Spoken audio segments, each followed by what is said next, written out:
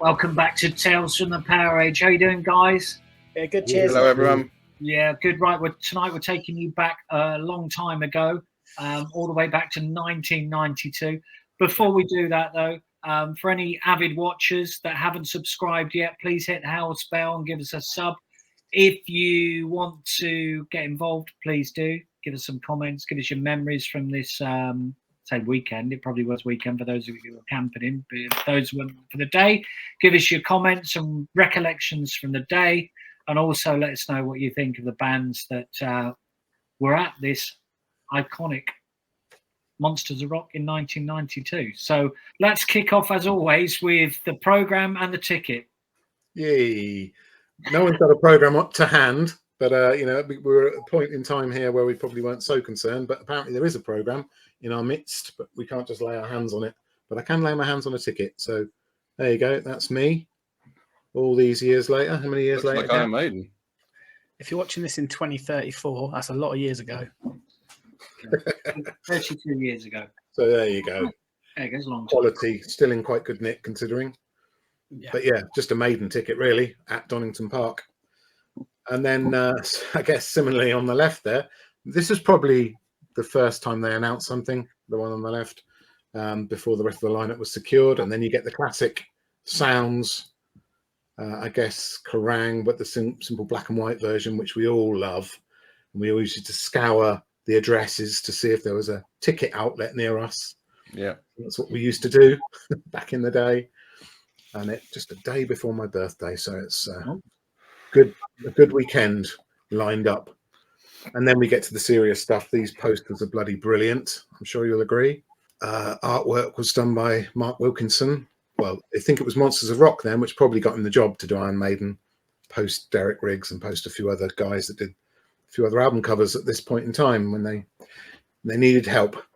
And merch-wise, did anyone buy a T-shirt? No. No, I don't think I didn't. No, which is unusual. One of us normally buys something. Well, at this age, yeah, we were all spending our money on Castlemaine 4X, I think, at this point. Other lagers are available, or were. A lot of it was going, as you say, fags, booze, women, and the rest. The rest of it was just wasted. I forgot the cigarettes. Well done. And I don't think I've ever seen this in the flesh, but it was on Tinternet. But yeah, I think it's official. Pretty cool, anyway. Yeah. If anyone's got one, let us know. That'd be cool. If you've got that, yeah, let us know. I've only got one scarf, and that's my Thin Lizzy scarf. Oh, yeah. So we were there, apart from Dill. Everyone was there. And see if you can spot who's who. Yeah. It's not too difficult. My hair was almost as long as it is now then. I tell you what. So do you want to have a talk through the photos, guys, and just explain what was going on? Yeah, if I lead off with a couple of them, because I was just mentioning, I drove, that's my car, I drove. We went on the night before, went Friday night. I do remember we didn't know how much beer, so we thought we'd just take a case of lager, that's 24 cans, would probably be okay. So we're going to be there 2 nights, and we then would have bought beers in as well. Couple of 100 cigarettes, I think we took, smoked at the time. It wasn't bad. You certainly did. It wasn't bad for you back then. But yeah, just the chilled vibe. You've got the first picture there, Gaps posing for a photo. He wouldn't have been posing. He's just stood there looking that cool. It was next to my car, and I can see in the boot of my car on that left-hand picture just a load of cans of Castlemaine 4X. What we did, and your awesome speakers, or one of them. My Pioneers. I just love that. That was the car. There isn't one with the. They don't look very awesome, but they were bloody loud. There isn't a picture with my car boot down. But that car, I'm sure you remember what that car was called, Gaps. Do you remember that car? I don't remember what it was called. No, apart from an Astra. It had the number plate SOH, so it was called South of Heaven. And cool. No, I don't remember the number plate. It was a South of Heaven car. Brilliant. And yeah, it was brilliant. From someone who doesn't like Slayer. I know. But yeah, it was a cold, wet weekend, as I remember, and you will see, I was following the trends. I've got a jumper underneath my Iron Maiden, I'm an Idiot t-shirt, which I purchased. Oh yeah, because 6 years previously. Yeah, so no wonder it's a rag. Hanging on for dear life. It was a rag, and then my denim on top. Because back then, double denim wasn't uncool. Well, it was, but it isn't now, is it? We didn't give a shit. It's back in now. Yeah, it looks pretty awful. But then, just my final comment before you want to pick up is, of course, we've got Gav there, or should I say Lars, Is that Lars's jacket you've got on there, Gav? Your Lee Arthur? I think it was until I coloured in the those squares on the shoulder. Yeah, I mean, there's a mass of black hair, which That's is you me. under there. That isn't my face poking out. I don't know what's going on there, but I've only just noticed that. That's a bit weird. Yeah. I think I was just in a state of refreshment. Absolutely. Have you gone a bit gothic then, Gav? Because that looks like it's dyed black hair. Oh, it was definitely dyed. It was dyed black hair, yeah. So metal. But yeah, that middle picture, it's got dark, and you can see Gabs at that stage has got his hands fully on my chest area. So we're properly on the beer, and it looks hilarious. We were just having a great time and just chilling out. Friends of the show, Flotty on the bottom left, and Metal Wells when he had some hair. And again, that was the great usage at bottom right hand picture. Again, we had to be sat by the boot of the car because that was where the deafening metal was coming from constantly. And what great use. You sit on your cans at early doors. You can sit on your cans. I think the T-shirt I have there, I'm pretty sure, was my Castlemaine 4X T-shirt, because for some reason in the pub they gave me T-shirts, because if you drank a certain amount of alcohol, they'd give you a free T-shirt with the beer branded on it. And Damo, didn't the cool box that Gap is sitting on have another use that weekend? Don't remember. If anyone did. If anyone remembers, put a comment. I'm waiting for Metal Wells to see. Get a plastic bag, put it over the side of the cool box. Well, it's a good way of doing it, because we were all going to mention what it was actually used for. Yeah, that's Flotty's orange tent there. You can see he'd had that since the 1970s, I think. Oh my god! And as the boys have already mentioned, I didn't make this. I was travelling around Europe that summer. Following, was it Depeche Mode or? No, I was out. Took a couple of months out, just travelling, doing stuff, having a nice time. Yeah. Well, just going to say, this is the first and only time I camped at Monsters of Rock. It was my fourth Monsters of Rock, and the first time I camped. It was a never to be repeated experience. It was brilliant, absolutely superb. Anyway, let's get to the band, shall we? I think everybody wants us to. So, the Almighty have been around a few years. I'd certainly seen him a few times in Birmingham. The only song I really remember is Free and Easy. There is a show, I think, on MTV that his wife, Vanessa Warwick, had been presenting. So that was quite a big deal at the time on MTV. I wasn't a massive fan. I know that might upset a few of you out there. I'd seen him quite a few times. I was probably more into other bands at the time. Black Crows, Gunfire Dance, and I just didn't maybe connect with these as much. But good. Any memories from this? They weren't one of my bands. I wasn't into them. I don't think I'd seen them. I don't remember seeing them at all. I can't remember. Yeah, I don't remember seeing them. I could have caught them as support for someone, but I don't recall. So I didn't pick up on them. And when we were going in, I wasn't down the front for them. They were just happening while I was there. So no, that one passed. They were one of the bands I wanted to like more than I did like. Yeah, they looked good. They were British, apart from the new guitarist. They had some good kind of singles and stuff, but they never really blew my skirt up to the extent where I was going to rush out and buy an album or anything. Having said that, the new album, they had a single that preceded it called Addiction, which I really liked. It had a real kind of grungy production, real down-tuned guitars. It sounded great. So yeah, they were good, but I thought they tended to follow trends a little bit. I felt, they sounded like the Cult for a couple of years, and then they maybe followed the Alice in Chains down tuning, but yeah, a best of would be definitely listenable. Okay, but they had the game with the Power Trip Carry on the album, so yeah, we led the way with that. So who was on next, Gav? I think for this one, I don't know if we kind of went off the boil a bit with this. I did anyway with Crimson Idol. I didn't think Crimson Idol was very good. A bit of a concept album, a little bit kind of. Yeah. I know some people swear by it, so don't get me wrong. I've never given it the time it deserves, to be fair. But I know Blackie was really invested in it, and therefore rammed it down people's throats that day. And therefore, when we were looking at the first couple of albums and wanting to enjoy the old school W.A.S.P, I don't know why we didn't buy the new album, or it's not that I didn't like it. I didn't even buy it. So I didn't like it. Okay. It didn't grab me. I had it. it didn't grab me. When we saw W.A.S.P before this, when did we see them before? Would it have been 80? 86, I think it was. 87. 87. Felt like quite a big difference because they came out 87, came out like hello, and played all the hits, so to speak. But it was a different time. With this Donington, it's a different time. 1992 is a different time as far as metal is concerned. Mm-hmm. The hair metal and everything that we had in 86, 87, 88, around that time. There was a stark change for this getting to Donington 92. And again, it's probably quite noticeable by W.A.S.P. Now, W.A.S.P, I understand, didn't they share management with Maiden? Yeah, for a bit. Yeah. And I don't know if that was, when I was doing some research and looking at this, that was perhaps why they were on this bill. Not necessarily because there was like, oh, let's get W.A.S.P on. Yeah, we must have them back. Yeah. They've got a great new record. It was like, okay, Maiden. They definitely were the same for the live album, the Live in the Raw.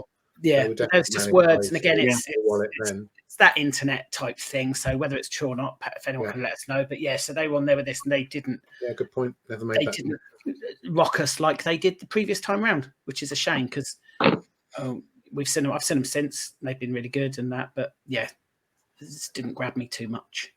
Okay, well, let's move on to certainly one of Gappy's favourites, and that's the Mighty Slayer. Do you remember anything of this, Cap? Yeah. Hey. Bloody hell. Excuse me. I was really looking forward to seeing Slayer, even with Tom Araya in his shorts there. Strangest stage up you'll ever see, because it wasn't very warm and he's wearing shorts. Very strange. But yeah, I mean, what a fantastic set list that is. It's a good set list. Absolutely brilliant. And I don't even know well. Several songs from Seasons in the Abyss, which was the album they were touring at that time. The Dead Skin Mask, Seasons in the Abyss, War Ensemble, some brilliant, so much thrash in there. It just blew me away. Completely blew me away, Slayer. Every time I've seen them, they blow me away. Just brilliant, absolutely brilliant. And they did not disappoint me that day. What was interesting at that time, Gaps, is that when we think, and you mentioned the hair metal piece, Jam, I mean, that got destroyed by grunge completely. The thrash band seemed to go under the radar and survive it, didn't they? Yeah, pretty much. Yeah, it was like they were true to their word. They were organic. They were originally believable, and it wasn't all about posing and singing about. Well, we know what they were singing about, but I think they seem to get away with it. And you think about bands like Motorhead as well; they seem to survive all of that. So, and AC/DC as well. Bands that stay true to their bands that don't follow trends, particularly. Correct. Yeah. So those rock and roll bands, you're talking about rock and roll bands as well, there, aren't you? Yeah. I mean, DC, Motorhead, we've spoken before. Check out other pods, but they're true rock and roll. So rock and roll ain't never going to go out of style. You'd like to think, but it's shown that it hasn't, has it? But yeah, it was an interesting one. I wasn't really into Slayer, but that's really good. I know that's so much better now than I did back then. There's some awesome songs on there. Love the South Heaven. I think what Slayer suffer from in festivals and arenas is the sound. It's so fast and so intricate that it's in danger of just being a blur. And it's no fault of their own. It's just the environment they're in. They can't control the sound. That was why I really loved it when they went dry on records, because you could hear everything. I think that has improved though, Gav, and I was lucky. These days, definitely. I mean, you think in those days, you're right. But I think, I think back to a couple of years ago, seeing them on our final day, a download, when you boys were all at home watching Antiques Roadshow, they were brilliant and sounded fantastic. So I think for Slayer, they did suffer with sound. And if you saw Slayer, if you've never heard Slayer before and you went to see him at Download or Donington or whatever, I don't think you're going to go home and start buying all their records. Because they wouldn't have come across as the sort of band that you could really get into by listening to them at a festival. True. However, I think if you know all the songs like I knew, it was immense. Yeah, because the quality of sound now, when you compare, if you compare to what it was still very much like it was 92, but it was still like a stage just stuck up in a field, and it wasn't the PAs and that they have now. Whether it's your chief of the stadium gigs, the sound quality they have now is hear it. If you didn't know every song, you'd have a chance of actually hearing the song. Whereas back then, it could be a wall of noise. And if you didn't know the song, you wouldn't necessarily be able to pick out bits of the noise. You know what I mean? So yeah, I get what you. And we were at a gig in Eastern Europe a couple of weeks ago, and we were quite far back, and the sound was incredible, wasn't it? You could hear every note. It was brilliant. It's come on so much, and you'd hope it should have. It should have. Yeah. You know, when you consider the years as they've gone on, and the money that's involved now compared to then. But yeah, you're right. I think if you'd have struggled if you hadn't known the songs, you're going to struggle to get into Slayer at that point, aren't you? And this is one of the first gigs with the new drummer as well. Correct. Yes, right. Yeah. Paul Bostoff. Paul Bostoff, yeah. Yeah, which he did a great job. He did a brilliant job, yeah. Especially on Seasons in the Abyss, he plays all of Dave's parts really well. Yeah, I like it when they honour what the guy did before, you know, and we'll come on to that later. Okay, well, let's go to a big favourite of ours, and that's Thunder. So we're all big fans of these guys. So I'll kick off with you, Gav. They kicked off the set with one of their great tunes, right? Yeah, I mean we've waxed lyrical about the last appearance, which was only 2 years before or 3 years before. 1990. Was it 90? I 2 years before. Amazing. You know, that you dream of opening Donington and then being this far up 2 years later. Incredible.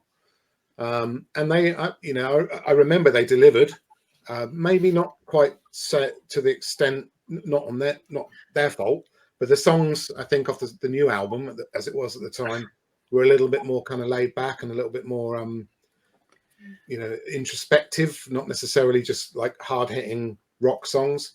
So the energy probably wasn't there. But, I mean, they did a great job. And Danny is your front man from heaven as far as his voice and as far as the communication with the crowd. You know, I think everybody is still gunning for him. I thoroughly agree. As far as, don't forget, it was the debut album before, and we were big fans of we had the Terraplane album, pre-Thunder, big into Terraplane, loved them, and the records. And then when that stopped, it's like, oh, that's a shame. And Thunder, and it's like, oh wow, okay. And that Backstreet Symphony is a great debut. But when they played that debut and they were so red hot, and it was such a great debut record. They walked out and just like blew them, literally like no other opening band I've seen at Monsters of Rock, blew the place apart. It was fantastic. Then the difficult second album, which was good, but of course they'll have come off the back of touring the first one, like unending. It was just a different vibe. They were great, but it was never going to be like the impact performance of 2 years before. But they were good and they held their own, and they were like third on the bill. So fair play to them. Third on the bill, incredible. Yeah. There's some good interviews with them. I just took that snapshot from the screen of them being interviewed by Vanessa.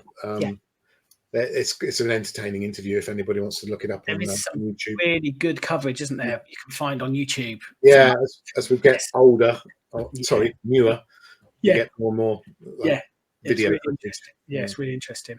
Okay, Gaps, any thoughts on Thunder? I was having a rest, so I don't really remember.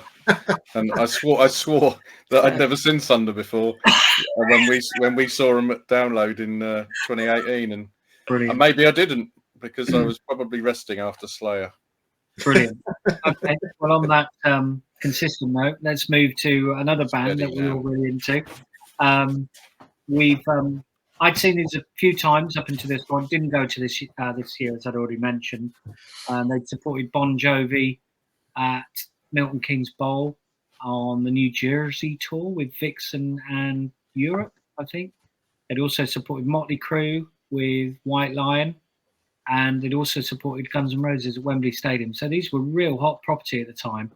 Jam, I think you've got the album that went alongside this tour, which it's, if you can get hold of this on vinyl, then that's worth a few quid if you've got it.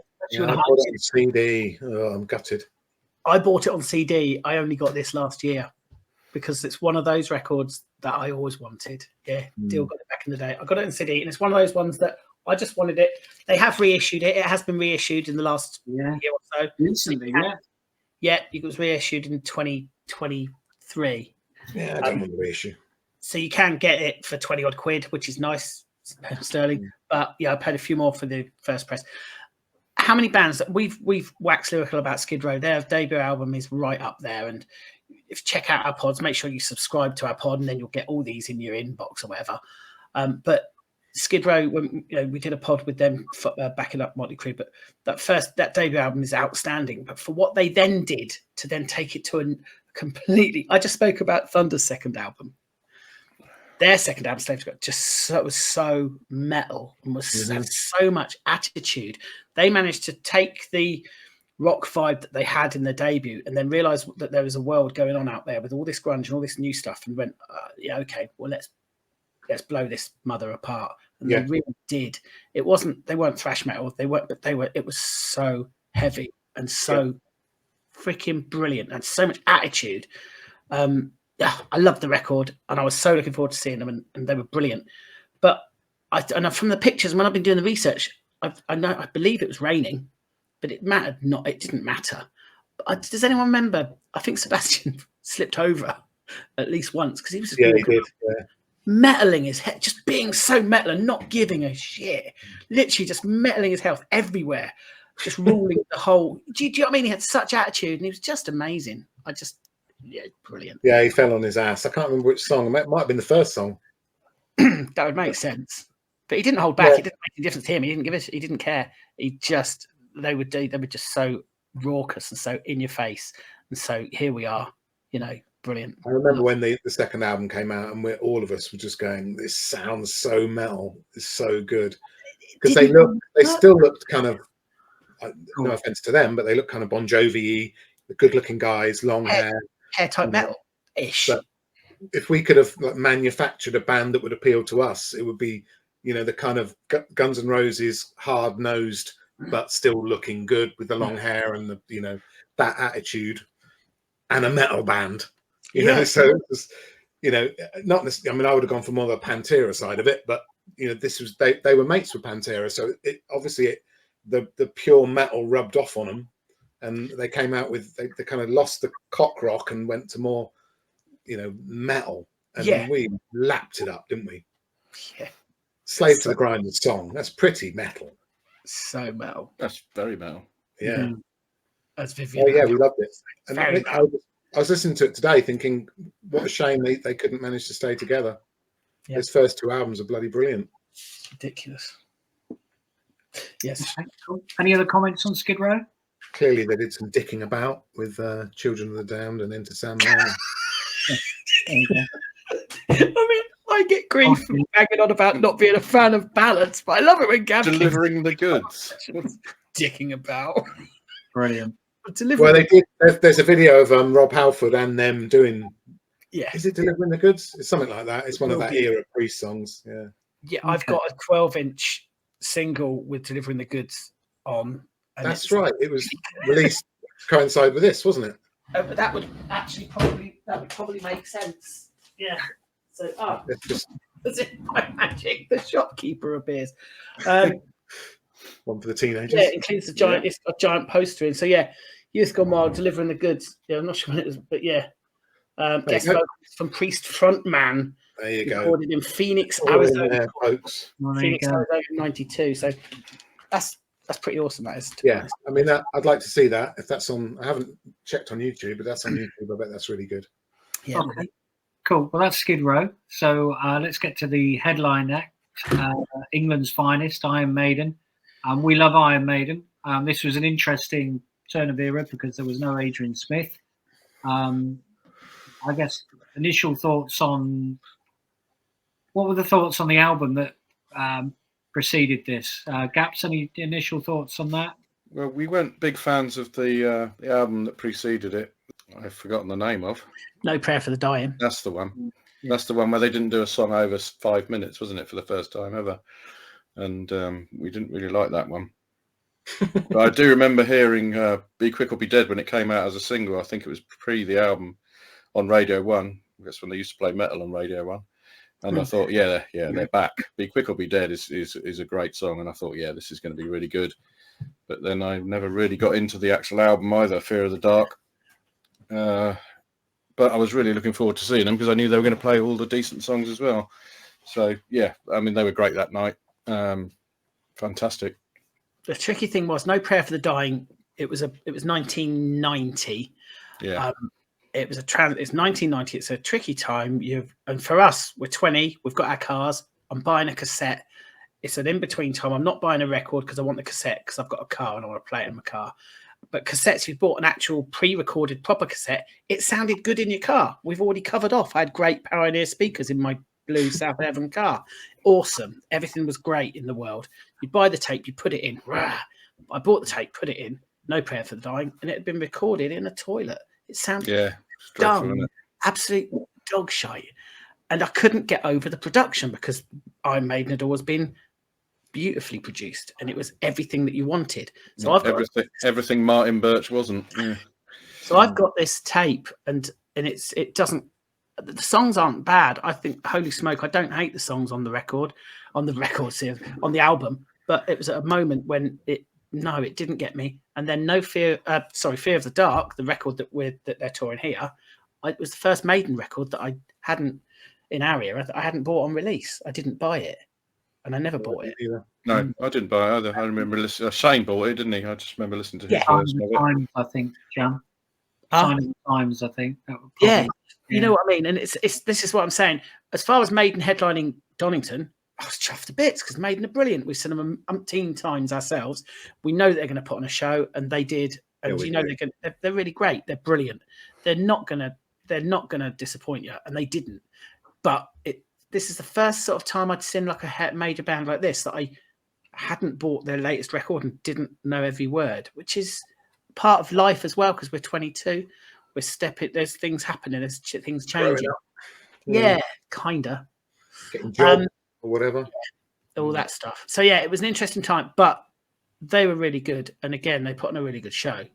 And when you look at the track listing, but you can't complain with that. Well, you could, but I like them varying it up. I like them changing it up a bit.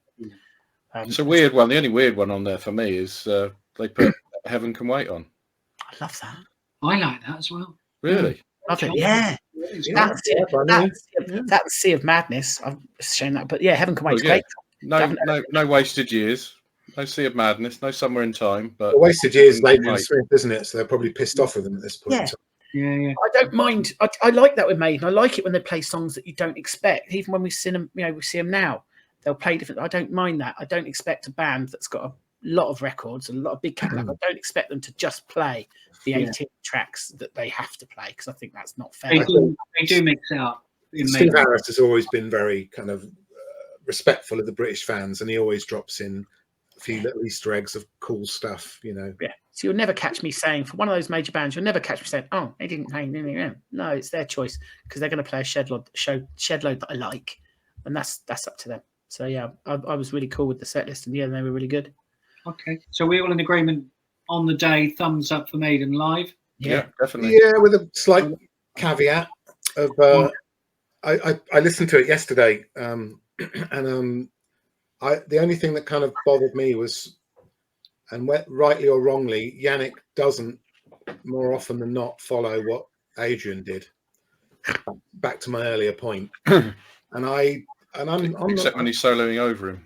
What? that came later. Yeah. Which was equally annoying. But, and I think to a certain extent, if it's your solo, as in you recorded it, you do what the hell you like. I think we expect to hear something very similar, especially with Dave Murray, who doesn't necessarily do exactly what he did on the record. I know. Adrian was never like that. Adrian was, dead on what he did before. So a hybrid of the two would have been fine. But I might be wrong.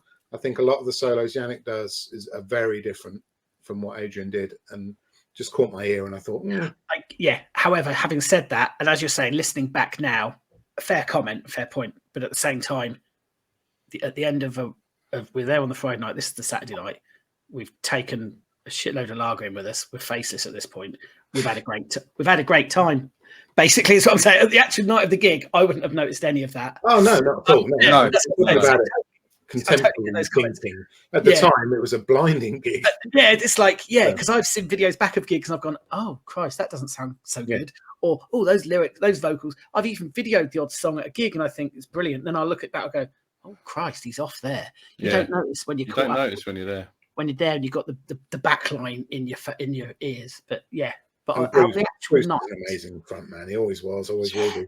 yeah, fantastic. But Maiden were brilliant as In usual. fact, there's a few more pictures of the show, aren't there? So Oh yeah. There's a couple more pictures. I mean, they didn't, Rod Smallwallet got it out that day, didn't he? And invested in a stage set. Look at that. Yeah, it is. It's very, very good.